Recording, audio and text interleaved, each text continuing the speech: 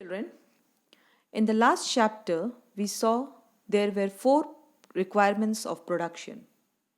One of those factors is human capital, which today we are going to start as new chapter people as resource. In this chapter, we will see that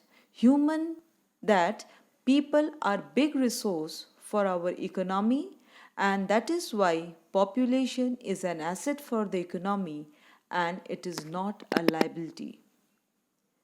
Children, you know that when we educate and train our people, when we take care of their medical needs and provide them required health support, it is a kind of investment in our people in terms of economy, and thereby we generate a human capital from our population.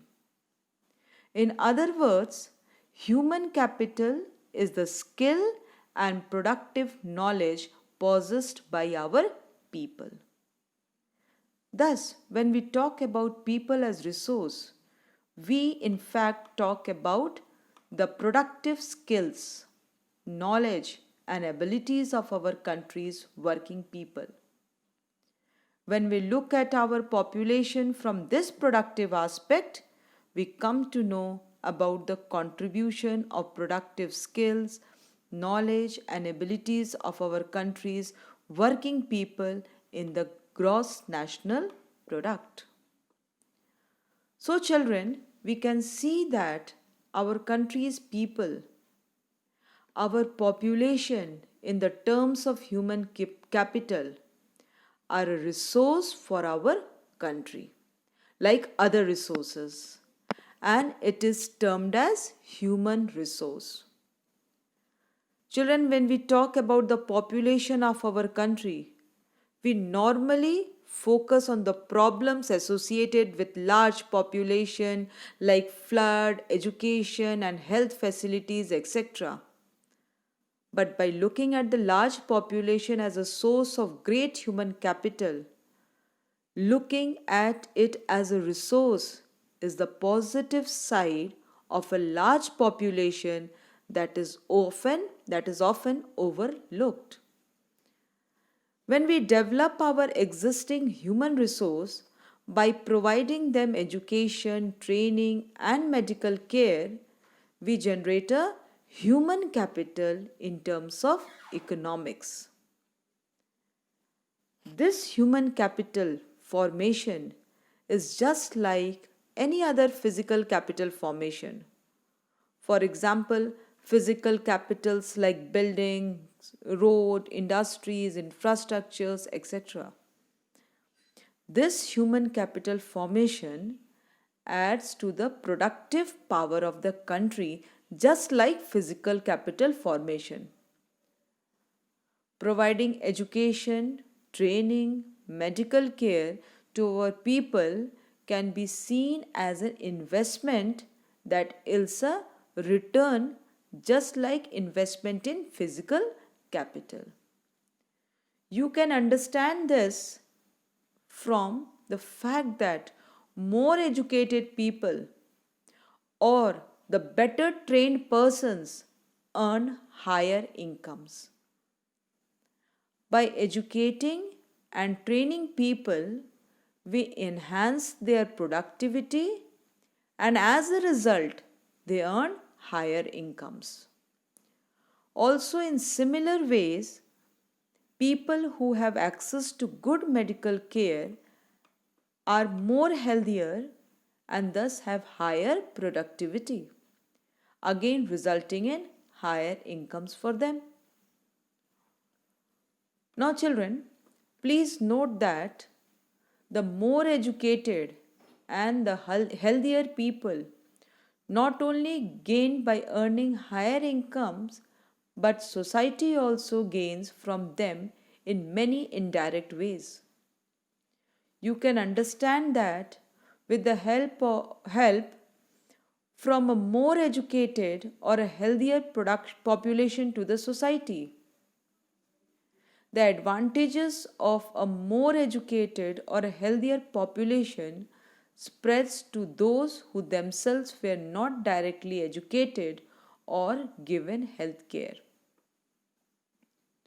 Children, if we compare human resources with other resources like land and physical capital, we will find that human capital is superior to other resources. Children, India's IT revolution is an example of how the importance of human capital has come to acquire a higher position than that of other resources like material, plant, and machineries. You know that land and capital cannot become useful on its own, but human resource, that is man, can make use of land and capital. India's Green Revolution is a dramatic example of how the input of greater knowledge of the man in the form of improved production and technologies rapidly increase the productivity of scarce land resources. So, children, we can say that a large population can be converted into a productive asset by investing in human capital, that is, by providing education, training, medical care, etc. to the people. The population can be turned into an asset. It is no more it no more remains a burden or a liability for the country, rather it becomes a productive asset. Now let us go through a case study to understand how people can try to become a more productive resource. There was a village, Simapur, where lived two friends, Vilas and Sakal. First, let us go through the story of Sakal. Sakal was a 12-year-old boy. His mother Sheila looked after domestic jobs. His father Bhuta Chaudhary worked in an agricultural field. Shakal helped his mother in domestic jobs. He also looked after his younger brother Jitu and sister Situ. His uncle Shyam had passed the matriculation exam but was sitting idle in the house as he had no job. Bhuta and Sheila wanted to teach Shakal. They forced him to join the village school, which he soon joined. He started studying and completed his higher secondary examination. His father persuaded him to continue his studies. He took a loan for Shakal to study a vocational course in computers. Shakal was meritorious and interested in studies from the beginning. He completed his course successfully. After some time, he got a job in a private firm. He even designed a new kind of software. This software helped him increase the sale of the firm. His boss rewarded him with a promotion. Now let us go through story of Vilas. Vilas was an 11-year-old boy. Vilas' father Mahesh was a fisherman. His father passed away when he was only 2 years old. His mother, Geeta, sold fish to earn money to feed the family. She bought fish from the landowner's pond and sold it in the nearby mandi. She could earn only rupees 150 a day by selling fish. Vilas became a patient of arthritis. His mother could not afford to take him to the doctor. He could not go to school either. He was not interested in studies. He helped his mother in cooking, also looked after his younger brother Mohan. After some time, his mother fell sick and there was no one to look after her. There was no one in the family to support them. Vilas too was forced to sell fish in the same village. He, like his mother, earned only a small income. Children, in the two case studies we saw, Shakal went to school and Vilas did not go. Shakal was physically strong and healthy. There was no need for him to visit the doctor frequently. Vilas was a patient of arthritis. He lacked the means to visit the doctor. Shakal acquired a degree in computer programming. Shakal found a job in a private firm while Vilas continued with the same work as his mother. He earned a low income like his mother to support a family. In the case of Shakal, several years of education added to his skill and the quality of labor. This enhanced his total productivity. Children, this total productivity adds to the growth of the economy.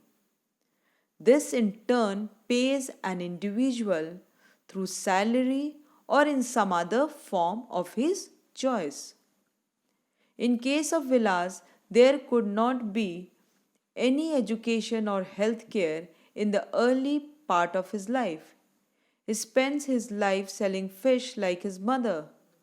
Henceforth, he draws the same salary of unskilled labor as his mother. Thus, we see that investment in human resource through education and medical care can give high rates of return in future.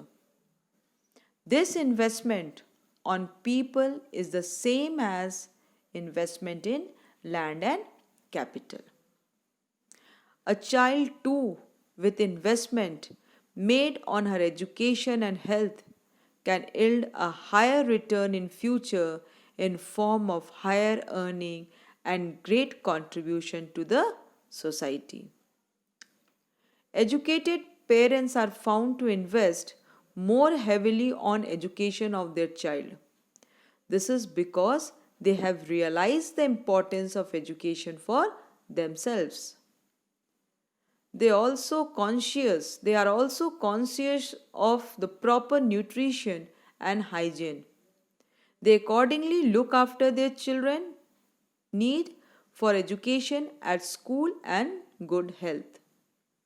On the other hand, parents who themselves are uneducated and lack in hygiene keep their children in a similar state. Countries like Japan have invested in human resource. They did not have any natural resources. They import the natural resources needed in their country. But these countries are developed and rich. Children, do you know how did they become rich and developed? They have invested on people, especially in the field of education and health. These people have made efficient use of the other resources like land and capital. Efficiency and technology evolved by people have made these countries rich and developed.